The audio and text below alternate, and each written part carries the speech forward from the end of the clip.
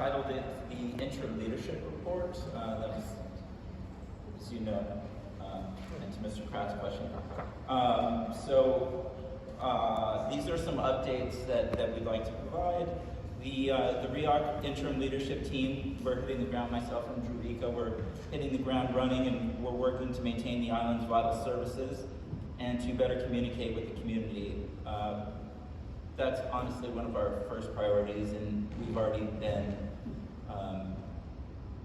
at the operations committee meeting, at the Roosevelt Island Historic Society. Hello, Judy, we've attended their meeting. And we also attended the Community Board 8 Roosevelt Island Committee meeting. But I think one of our first initiatives is to focus on greater transparency and collaboration among island stakeholders. Engagement with local media. We have reevaluated our policies on engaging with local media and are now becoming more responsive to incoming requests for information and comment, as you've seen over the past few days. We believe this greater level of openness will help keep island residents informed of our initiatives and operations while also fostering better RIOC community relations. Board member tours. We've begun scheduling tours of the island for RIOC board members to help build a greater understanding of the different departments within the corporation and of the different infrastructure that we have on the island, the very unique infrastructure that we all love so much, like the tram. We hosted one tour last week that included a visit to the AVAC plant, the tram station with 2 board members. I thought it was a very insightful and fun, frankly, tour. Yeah, it was great, right?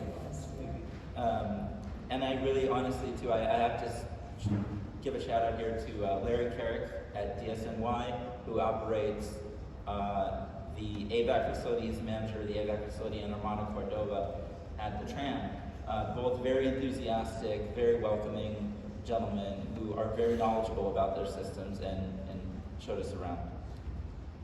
And a special thanks also to Acting COO Mary Kineen for scheduling and hosting those tours, which we intend to do more of with other board members in the future.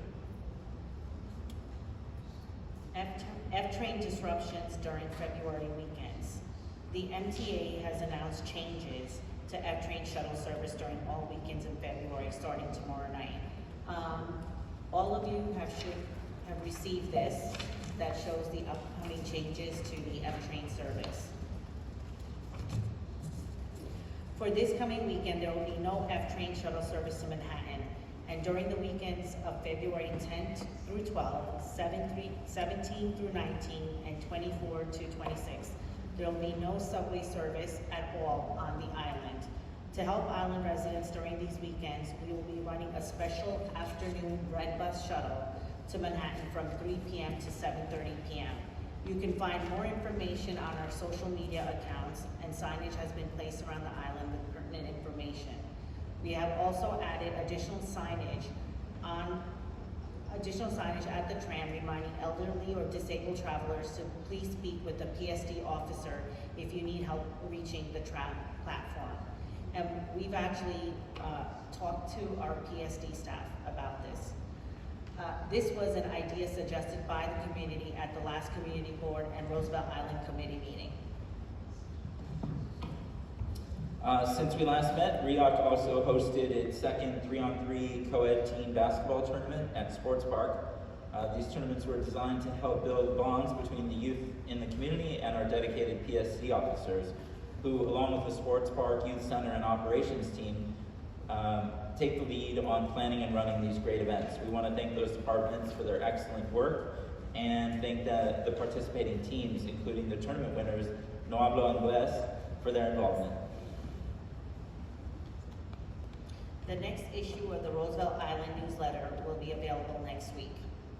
And we are working to finalize our 2024 events calendar in conjunction with the Communications Department, and we hope to have that available in the coming weeks. So look for future announcements. That's it.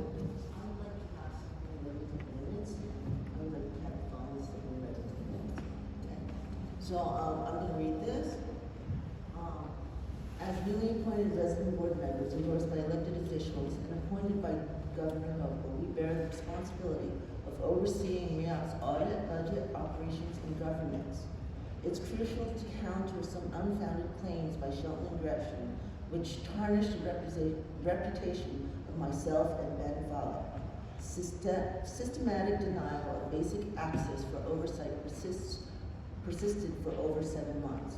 Despite 6 months of requesting a comprehensive operations tour per ABO recommendations, it was only arranged after Shelton and Gretchen were placed on leave. Gratitude to Gerrald, Drew, and Mary for the tour, with plans for Dr. Molned and Mr. Fowler's tours. Upon joining the board, I approached Shelton and Gretchen positively, expressing empathy for Shelton's family crisis. Suggestions to work smarter were offered, advocating delegation and embracing the new normal of the new board members. If my phone conversations were recorded, it would confirm Shelton stating that Gretchen acknowledged my voice of reason, assuming antagonism hindered information gathering for our fiduciary roles, echoing the adage, when you assume, you make an ass out of you and me. Flouting dysfunctional norms, I urged executive responsiveness to board inquiries. Months of Gretchen issuing advisories against responding to board emails and delays in answers revealed dysfunction at RIOC, necessitating renewed inquiries. In response to staff reports, we investigated a procurement contract. Information requests on executive team members aimed to address community concerns went unanswered. Salary requests sought to verify over a few and 18% raise allegation, and requests for work paid time details for the entire executive team echoed community and internal whistleblower concerns, all with unanswered queries indicating a potential cover-up and a clear disregard for our oversight responsibilities. Meetings with staff sought answers to fiduciary oversight concerns. Despite positive interactions, such instances were negatively spun. Interactions with staff were restricted, assuming ill intent, obstructing fiduciary roles. This assumption manipulated the board, allowing the executive team to overstep their authority. Our plans involve addressing RIOC dysfunctions with a renewed focus on fiduciary oversight inquiries. We remain dedicated to providing the necessary oversight over RIOC and its audit, budget, operations, and governance. And that's it. I'll send that to We'll move on to the committee reports. Audit committee? Did not meet. We're scheduled